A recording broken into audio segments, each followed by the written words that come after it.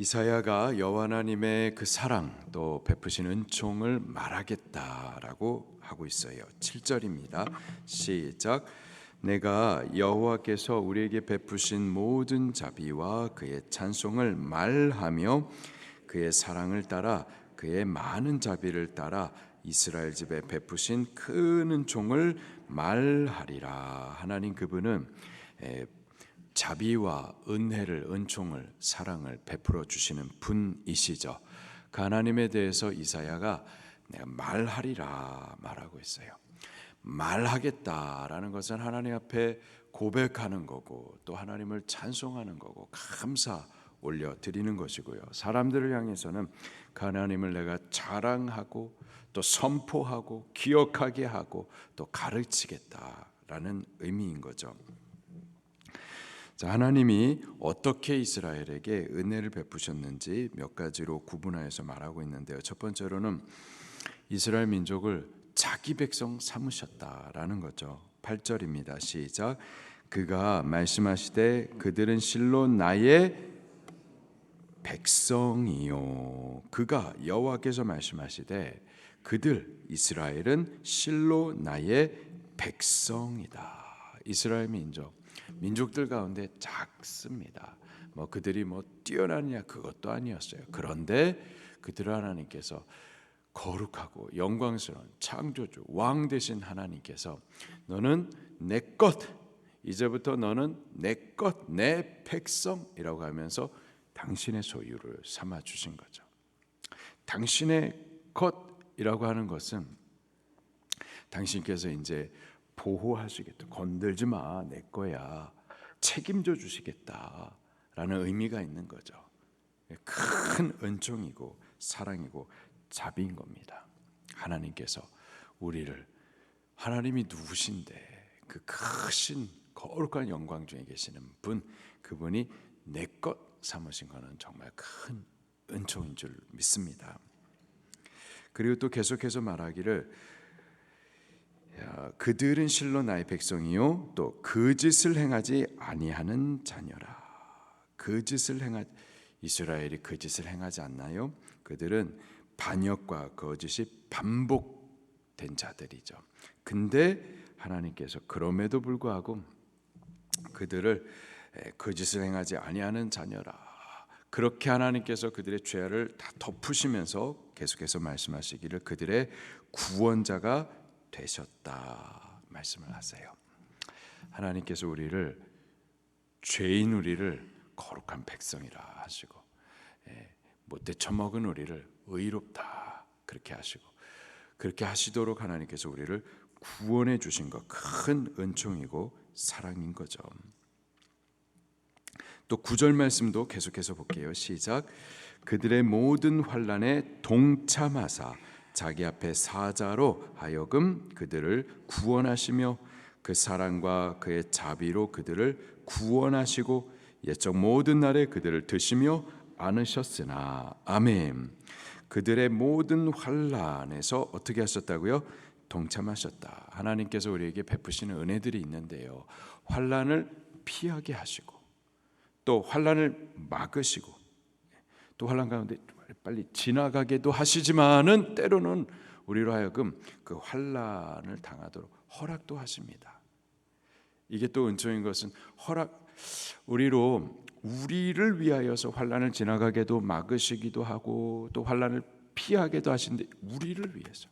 근데 또 우리를 위해서 때로는 환난을 허락도 하신단 말이죠. 그 환난이 우리에게 필요하기 때문에 우리를 좀 만들어 가셔야만 하기 때문에 우리를 위해서 환난을 허락을 하시는데 근데 환난 가운데 그냥 툭 던져놓고 보시는 것이 아니라 환난 당하는 그들과 하나님께서 우리와 함께 하신다라는 거예요. 동참하신다라는 거예요. 이스라엘 백성들을 이끌어 광야로 보내시고 나서 멀리서 지켜만 보시는 것이 아니라 그 광야 가운데서 하나님께서 그들과 함께 거니셨던 거예요. 동참하셨던 거예요. 그 고난에. 뿐만 아니라 계속 읽어보니까 환난에 동참하사 자기 앞에 사자로 하여금 그들을 어떻게 하세요? 구원하세요. 환난 가운데 걸어가도록 허락은 하시되 그 환난이 그를 상하지 못하도록 해하지 못하도록 하나님께서 당신의 사자로 하여금 그들을 구원하게 하신다라는 거죠. 그의 사랑과 그의 자비로 그들을 구원하시고, 우리를 환난에 허락하시는 것은 그가 우리를 미워하심이 절대 아니고요, 그의 사랑과 자비로 우리를 위하여서 우리의 필요를 따라 환난을 허락하시되, 그러나 환난 가운데서 또 구원하시는 분이 바로 여호와 하나님이십니다.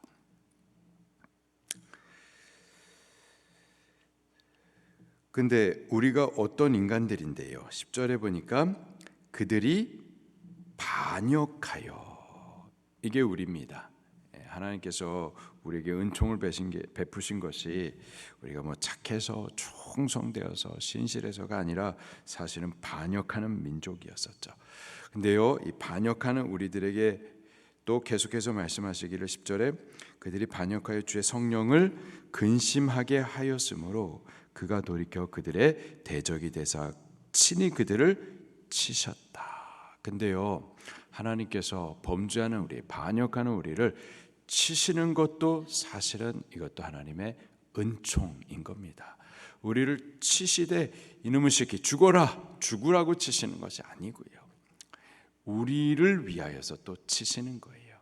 적당하게 죽지 않게, 그리고 우리로 하여금 맞고 정신 차려서 바른 길, 생명의 길, 복된 길을 가도록 하시기 위해서 은총으로 하나님께서 우리를 치기도 하시는 겁니다. 할렐루야.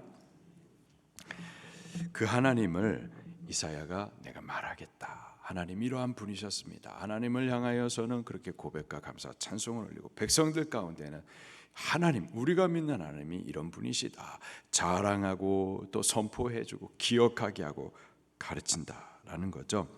11절부터는 역사 가운데에서 하나님께서 어떤 은총을 베푸셨는지, 많은 은총을 베푸셨지만 그 가운데서 특별한 어떤 한 사건들을 통하여서 하나님께서 이렇게 은총을 베푸셨다라는 것을 기억하게 합니다. 첫 번째로는 애굽에서 건져내신 그 사건을 기억하게 하세요. 11절에 보니까 백성이 옛적 모세 때를 기억하여 이르되 백성과 양떼의 목자를 바다에서 올라오게 하시니, 바다에서 올라오게 하셨다. 여기서 말하는 바다는 바로 애굽을 말합니다. 애굽에서 구원하게 하셨다. 하나님이 이런 분이세요. 애굽은 당시에 절대적인 세력입니다. 큰 권세예요. 마귀를 상징하죠. 근데 그 마귀에서부터 건지신 은총 베푸시는 이가 바로 여호와 하나님이시라는 거예요. 또 그 하나님은요, 홍해 가운데에서, 홍해 사망의 바다 가운데서 또 건져내시는 분이시죠. 12절입니다. 시작. 그의 영광의 팔이 모세의 오른손을 이끄시며 그 이름을 영원하게 하려 하사 그들 앞에서 물을 갈라지게 하시고, 아멘. 홍해를 갈라내신 분이 여호와 하나님이세요. 사망의 바다를 갈라내어서 우리로 하여금 생명의 길을 걷게 하시는 분, 그분이 바로 우리가 믿는 하나님, 우리에게 은총을 나타내시는 분이시죠. 그런가 하면은 또 그분은 광야 같은 신앙의 길들 가운데에서 우리를 또 보호하시고 넘어지지 않도록 하시는 분이시죠. 13절입니다. 시작. 그들을 기쁨으로 인도하시되 광야에 있는 말같이 넘어지지 않게 하시니가 이제 어디 계시냐. 광야는 사람이 살 수 없는 것입니다. 물도 없고 양식도 없고 또 불전갈과 불뱀이 물고 쏘는 것이고요. 낮에는 장렬한 태양, 밤에는 또 추위로 사람이 견딜 수 없는 것입니다. 길이 없는 곳이에요. 그런데 하나님께서 그 광야 가운데서 말이 지치지 않게 하시는 것처럼 우리로 쓰러지지 않도록 그렇게 보호해 주셨죠. 불기둥 구름기둥으로 장렬한 태양 그늘이 되어 주시고, 또 밤에는 따뜻하게 안아주시고, 또 하늘을 열어서 매일 아침마다 만나로 양식을 공급해 주시고, 또 바위를 깨뜨려서 생수를 마시게도 해 주시고 불전갈 불뱀이 물고 쏘지 못하도록 지켜도 주시고 그들의 신과 또 의복이 헤아려지지 않도록 그렇게 하나님께서 특별한 은총으로 그들을 붙들어 주셨기 때문에 광야 40년 동안 그들이 살 수가 있었던 거예요. 여러분, 대한민국이 얼마나 참 불안한 나라입니까?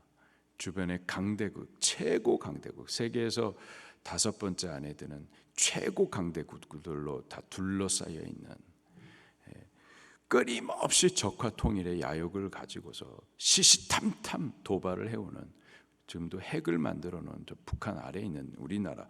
그런데요, 지금까지 우리가 보호받고 풍성한 은혜를 누리고 세상 가운데 다 비행기 타고 가가지고 밥도 주고 약도 주고 복음도 증거하는 이러한 풍성한 나라가 된 거, 이게 우리만의 뛰어남이라고 생각하시면 큰 착각입니다. 하나님께서 보호해 주시고 지켜주셨기 때문인 줄로 믿습니다.